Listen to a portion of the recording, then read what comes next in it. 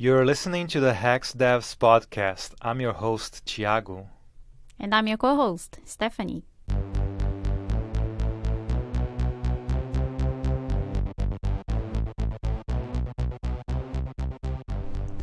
So this is the second part of the interview with Fabiano Beselga.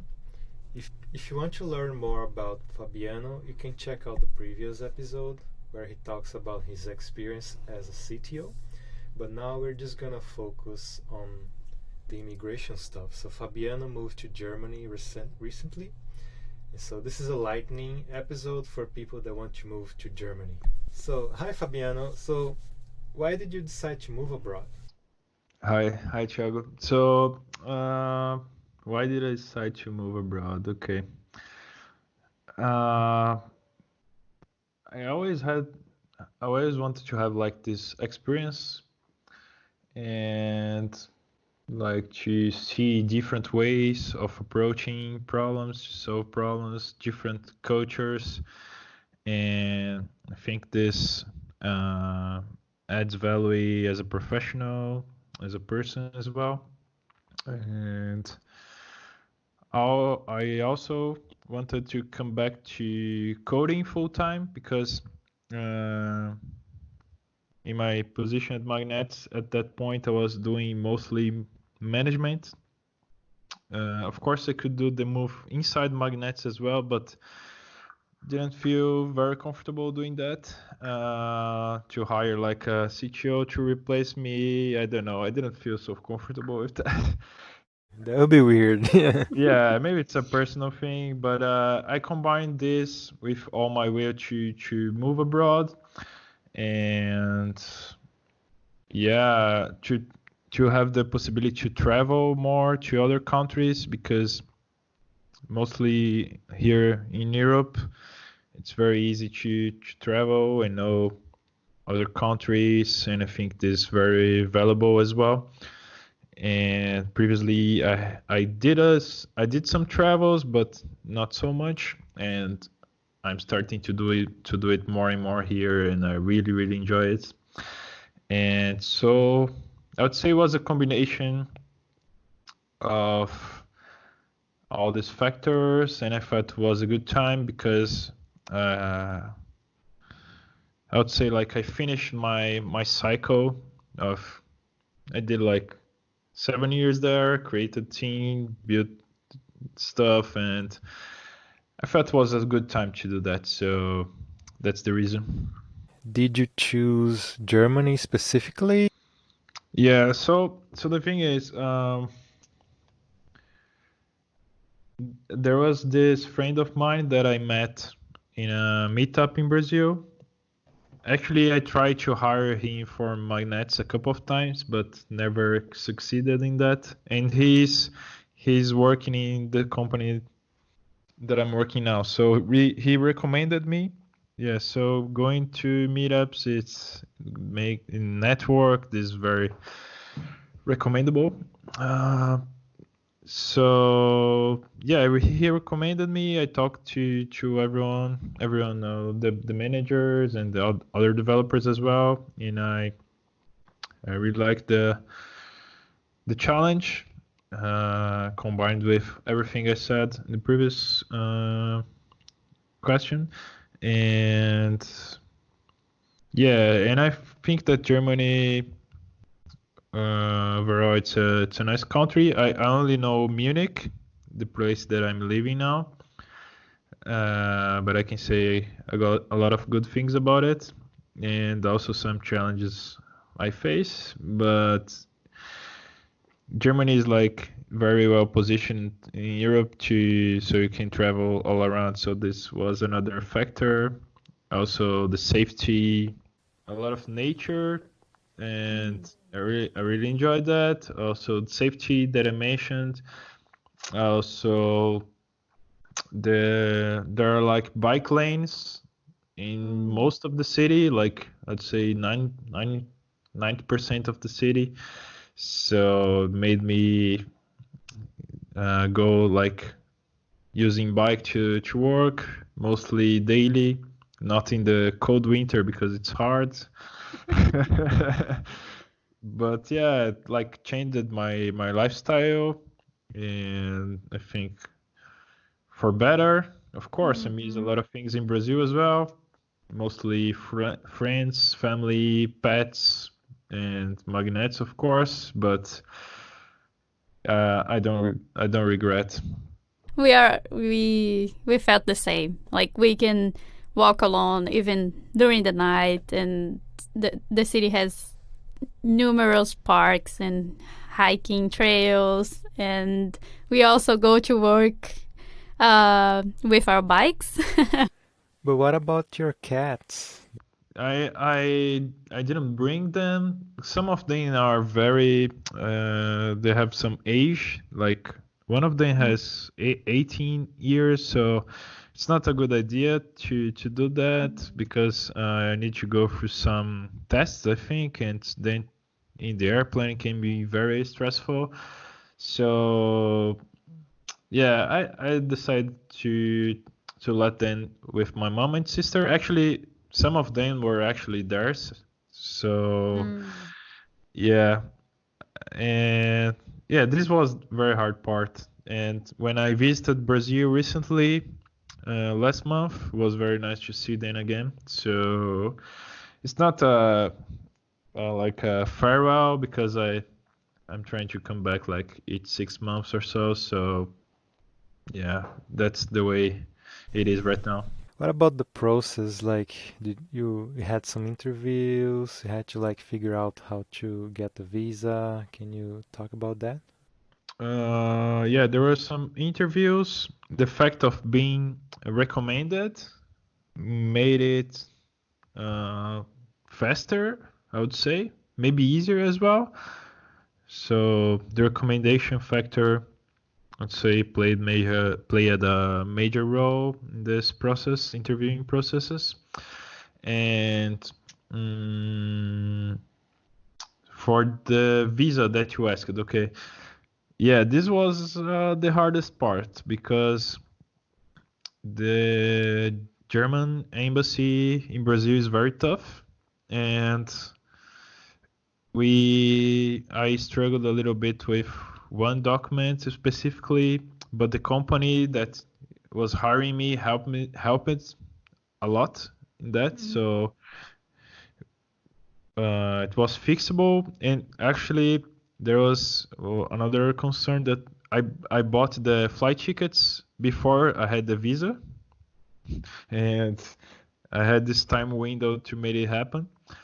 Was actually like a big time window, like a long time window, like 3 months or so.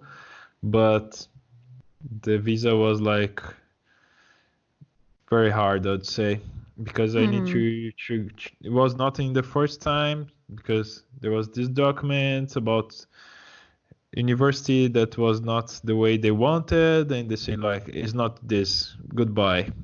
But in the end, I had the support Mm. from the company, so this helped a lot because I was not alone in the situation.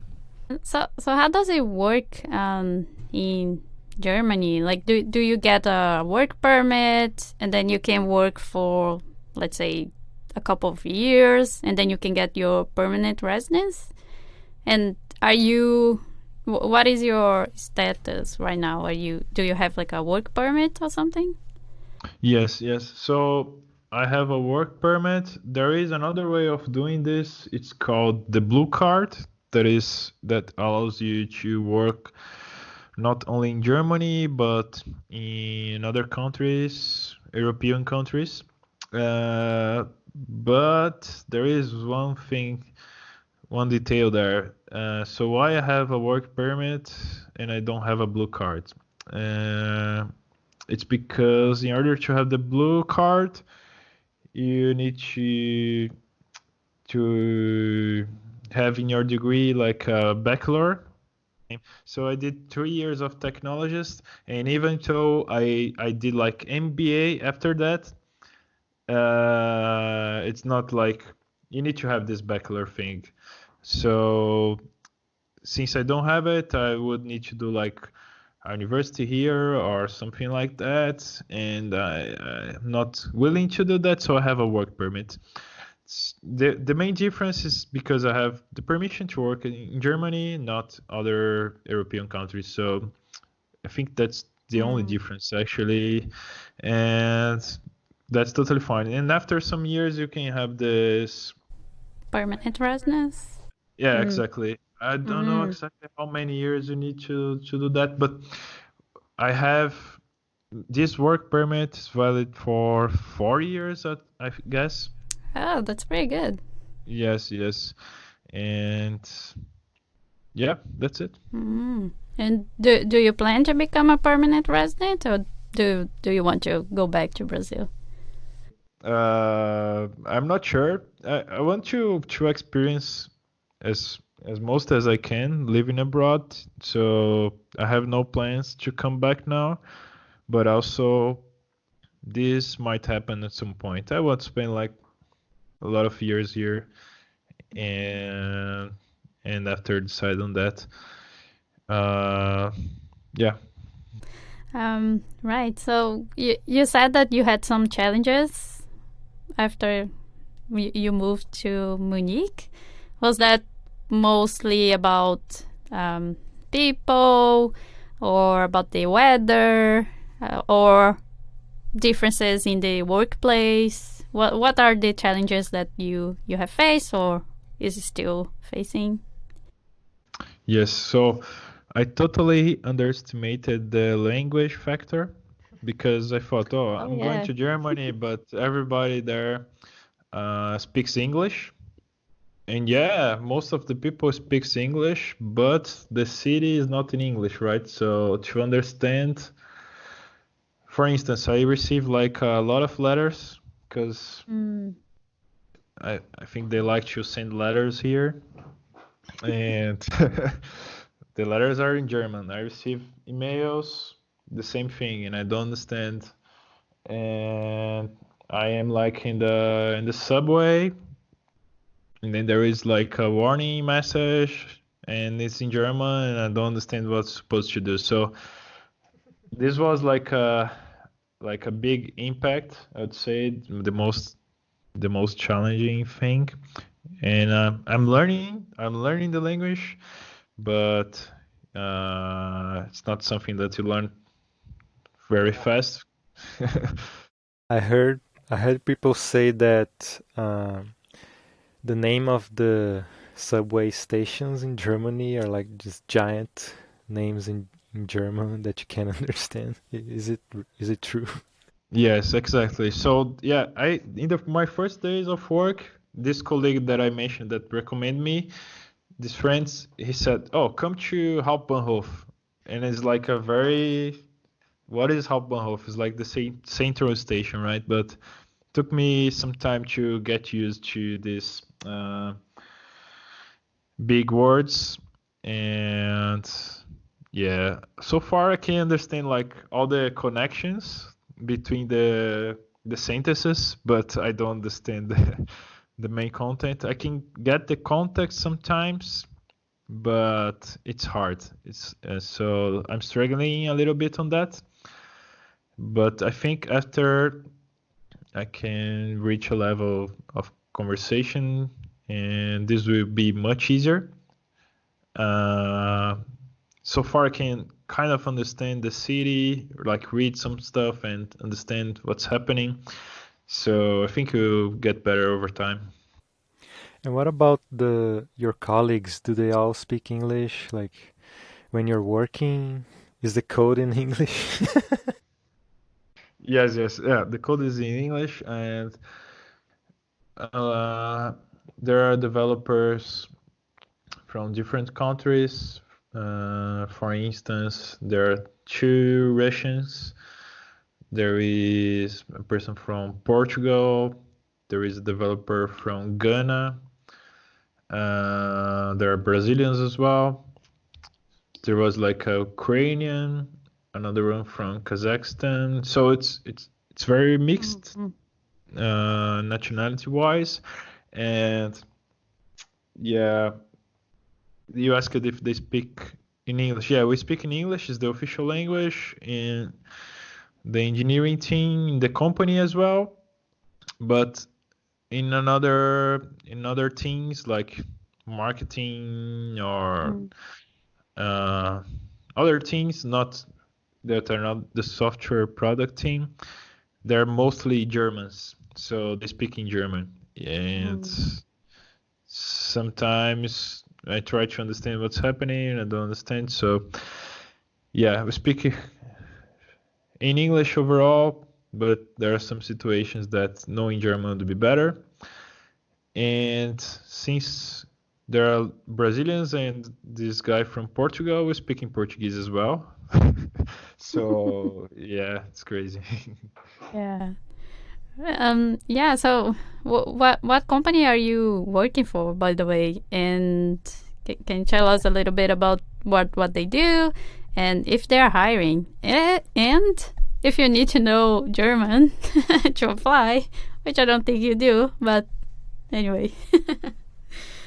So yeah, the company is called Shore, and it's online platform for booking. So the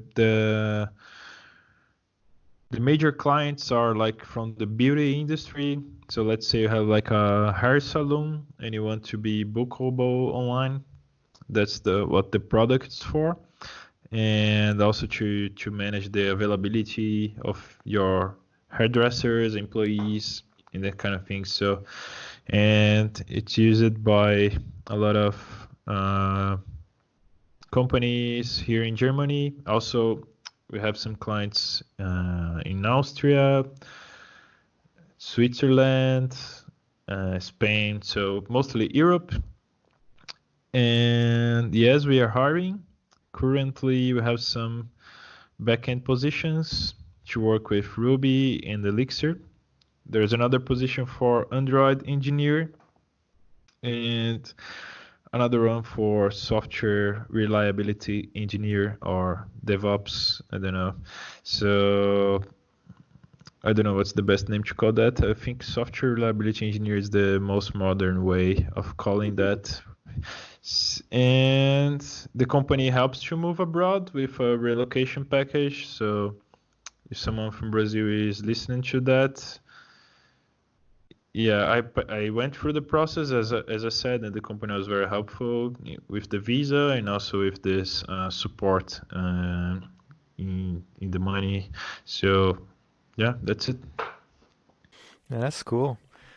And do you have any tips for our listeners who want to relocate or maybe even get a job at your company specifically, or like any tips about lessons you've learned, the things that you tried, things that worked well, things that people should avoid when moving to Germany, like any stuff that you've learned that would help others? All right. Okay, let me think. I would say that this network, like going to meetups and knowing people, helps a lot because I had the privilege of being recommended, and I heard from other people that want to move abroad that even though they're like very good developers, sometimes the interview doesn't go well, and yeah, I think this recommendation thing can help a lot. So you can look up for friends that are working in Germany and see if you like the company, the product, and yeah, ask for a recommendation. That would help a lot. Uh, Regarding moving to Germany, here in Munich, I think Berlin as well, there is this challenging thing about finding a place to live, like apartment. So this can be very challenging in the beginning, but there are like companies that helps to have like a temporary apartment, so you can. It's like a platform as a service for renting an apartment. It's a little bit more expensive, but then you have Mm. time to look for that.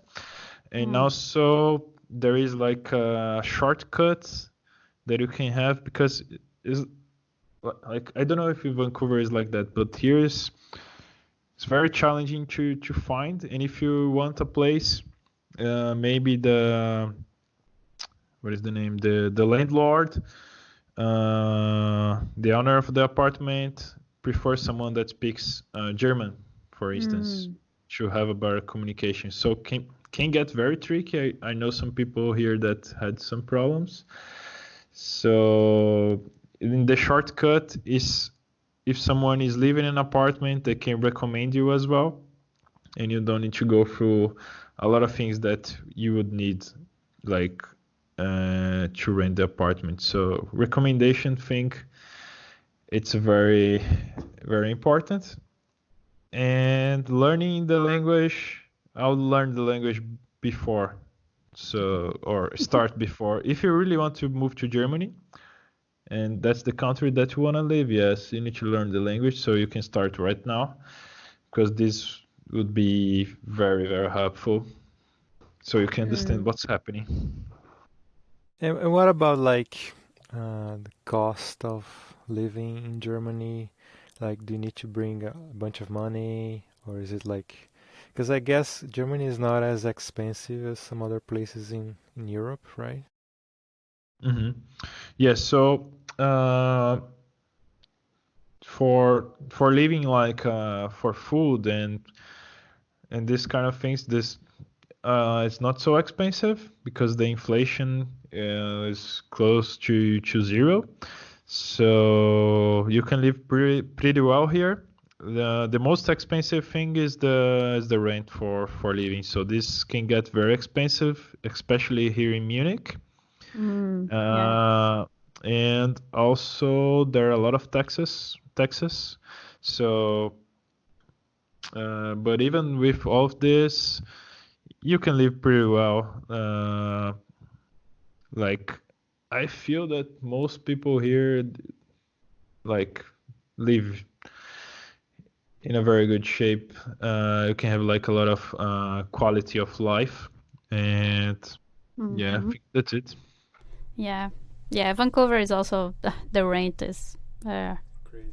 it's crazy, and and the inflation is really low. I guess that's one of the things that Brazilians notice really quick when they move abroad. So that's a good sign.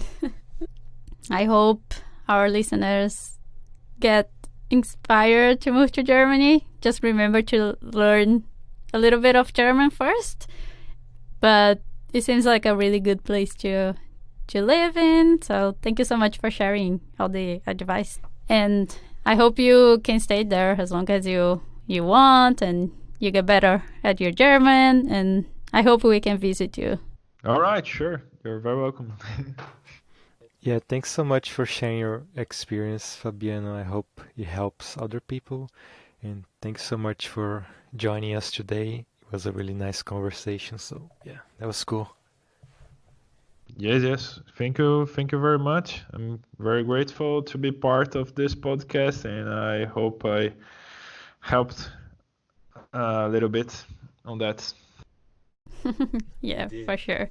And thank you for talking to us. I know it's a little bit late in Germany right now, but yeah, thank you. And if you enjoyed this episode, let Fabiano know. And I know that he would love to have someone saying that you listen to his episode. So make sure to do that, and also to subscribe to our podcast, and so you get to know when we release the new episodes.